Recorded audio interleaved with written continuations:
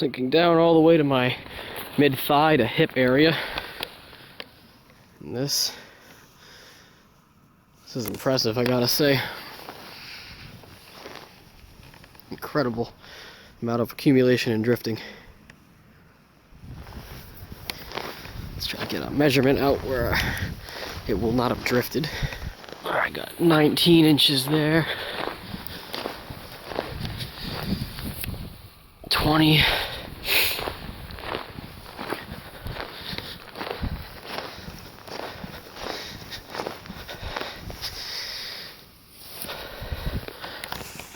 $18.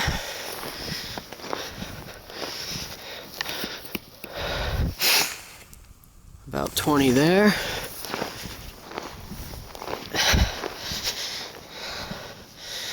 It's just one big flat surface. Alright, so we're fluctuating between 18 and 20. I'm seeing a lot of 20.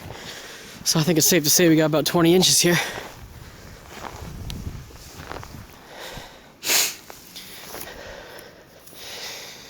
I'm getting some higher measurements here in the drifts, of course, so the drift up on that deck's probably close to about 34 inches.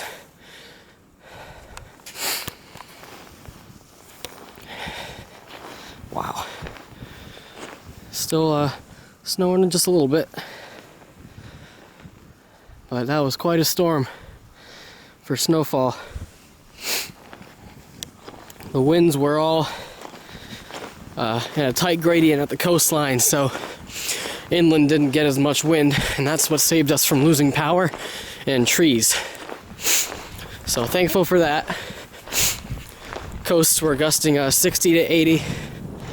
Inland mostly 35 to 45. We did not lose power. Only went out for a few seconds here and there. So I'll get a better look at this during the day tomorrow.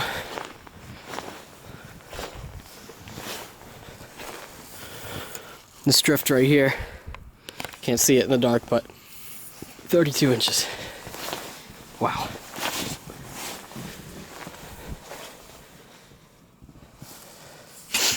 Snow fell at 2 to 3 inches per hour. I was out from 8 a.m. to 11 a.m. this morning watching the storm from the garage. Went from 5 inches to 12 inches in 3 hours. So that's impressive.